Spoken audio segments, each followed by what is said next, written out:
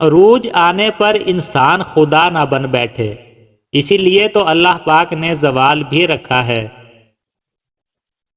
جو انسان مصیبت میں گھرا ہو اس کو نصیحتیں بعد میں کیا کرو، پہلے اس کی مدد کیا کرو۔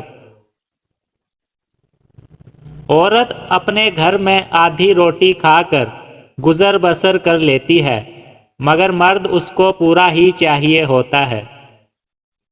اپنی فیملی کی بات چیت باہر کے لوگوں کے سامنے مت شیئر کرو، ورنہ تمہارے پیچھے لوگ تمہارا مذاق اڑائیں گے۔ مرد کرے تو غلطی اور اگر عورت کرے تو گناہ۔ جس انسان کو دنیا سے جانے کے بعد فرشتہ بولا جاتا ہے، اصل میں دوران زندگی اسے کبھی انسان بھی نہیں جانا جاتا تھا۔ قدر تو اس کو کہتے ہیں جو کسی کی موجودگی میں کی جائے، جو کسی کے بعد ہو اس کو پچھتاوا بولتے ہیں۔ انسان کو گناہ کے درمیان موت نہ آنا اور توبہ کرنے کی مہلت انسان کو ملنا رب کریم کی بہت بڑی نعمت ہے اور اس کا احسان ہے۔ دنیا میں وہ انسان ہمیشہ پرسکون رہتا ہے جس کی خواہشات پوری نہ ہوں اور وہ اپنے پاس موجود نعمتوں کا شکر کرے جو اس کو اللہ نے عطا کی ہے۔ جو لوگ دوسروں کو ہر وقت کچلنے میں لگے ہیں وہ یہ بات کبھی نہ بھولیں کہ کوئی اور طاقت بھی ہے جو تم کو بھی کچل ڈالے گی۔ اکثر لوگوں کے دل کے اندر واقعی سوراخ ہوتا ہے، ان کے دل میں جتنی بھی محبت ڈال لو وہ خالی ہی رہتا ہے۔ میں نے ایک عرصہ لوگوں کو پرکھا ہے، وہ کبھی خوش نہیں ہو سکتے، نہ تمہاری گفتگو سے اور نہ ہی خاموشی سے۔ ہر وقت لوگوں کو متاثر کرنے کی عادت انسان کو ہلاک کر دیتی ہے۔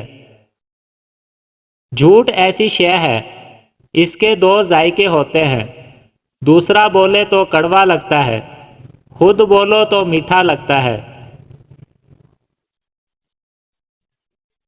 عورت پر پردہ بالکل اس طرح سجتا ہے جیسے قرآن شریف پر غلاف۔ محبت ایسی چیز ہے کہ یہ مرضی سے نہیں ہوتی، بلکہ یہ انسان کے نصیب میں لکھ دی جاتی ہے، کسی کے لیے روک کی طرح اور کسی کے لیے رزق کی طرح۔ کبھی خود کو بھی محسوس کر کے دیکھو، رونقیں خود سے بھی ہوا کرتی ہیں۔ اس زندگی میں کوئی کسی کے لیے نہیں مرتا، جو آنا چاہے اس کو بسم اللہ بولو اور جو جانا چاہے اس کو خدا حافظ کہہ دو۔ اتنا بوجھ کسی مضبوط پہاڑ کا نہیں ہوتا جس کسی بے قصور انسان پر الزام لگانے کا ہوتا ہے۔ وہ شخص تمہارا دشمن ہے جو تمہارے سامنے تمہاری خوبیاں بیان کرے اور لوگوں کے سامنے تمہاری خامیاں۔ لوگ زندگی بھر مدرسوں کا اور بچوں کا مذاق اڑاتے ہیں، پھر ان کے جنازوں پر وہی بچے آ کر قرآن پاک پڑھتے ہیں کیونکہ ان کی اولادیں اس قابل نہیں ہوتی۔ اپنا مال و دولت ان چیزوں پر خرچ کرو جن کو پیسے سے خریدا جا سکتا ہے، اور اپنا وقت ان چیزوں پر صرف کرو جن کو پیسے سے نہیں خریدا جا سکتا۔ صاحب کردار وہ انسان ہے جو کسی کے کردار پر انگلی نہ اٹھائے۔ آپ اپنی زندگی کے اندر تو ایک دن کا بھی اضافہ نہیں کر سکتے، مگر جو تمہارے دن ہیں ان میں زندگی کا اضافہ ضرور کر سکتے ہو۔ اللہ پاک آزمائش انسان کو تکلیف دینے کے لیے نہیں دیتا، بلکہ کچھ سیکھنے کے لیے دیتا ہے۔ جو جتنی جلدی سیکھ جاتا ہے اتنی جلدی اس سے دور ہو جاتی ہے۔ دعائیں تو کبھی رد ہوتی ہی نہیں، بس وہ اپنے بہترین وقت میں قبول ہوتی ہیں۔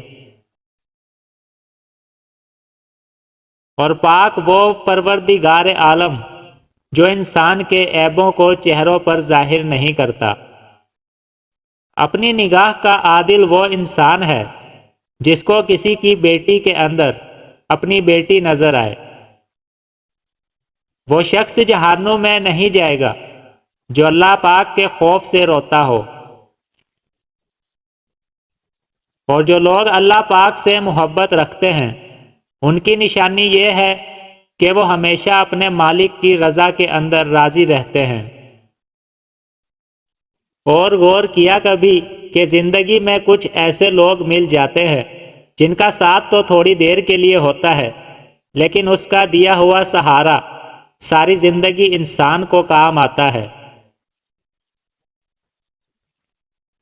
مچھلی اگر مر بھی جاتی ہے تو مچھلی کے کانٹے کبھی مرتے نہیں ہیں، اس لیے کچھ تعلقات ٹوٹ بھی جائیں مگر یاد کی شکل کے اندر کبھی ختم نہیں ہو پاتے۔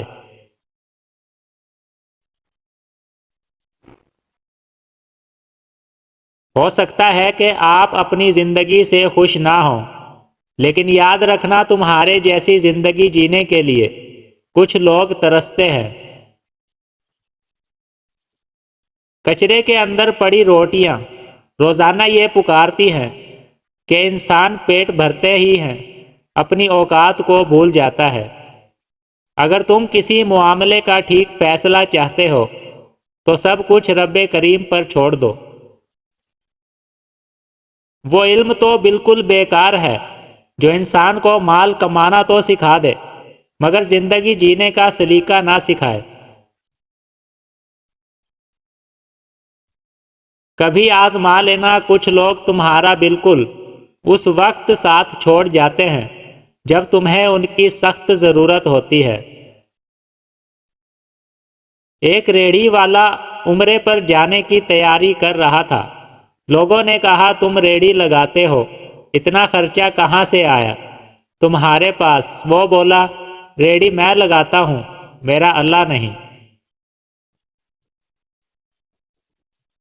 لوگ بھی انسان کے حالات کی طرح ہوتے ہیں، برے ہو تو لوگ بھی برے ہو جاتے ہیں، اچھے ہوں تو لوگ بھی اچھے ہو جاتے ہیں۔ کوئی چاہے کتنا ہی خوبصورت کیوں نہ ہو، لیکن اگر وہ مخلص انسان نہیں ہے تو وہ کچرا ہے۔ ذہن کی تنگی بڑے خاندانوں میں رہنے سے دور نہیں ہوتی بلکہ عاجزی کے اندر رہنے سے دور ہوتی ہے۔ تمہارے چہرے پر جھریاں پڑنے لگے تو چہرے پر صرف کھیرا رگڑیے، کچھ دنوں کے اندر چہرہ جوانوں جیسا نظر آنے لگے گا۔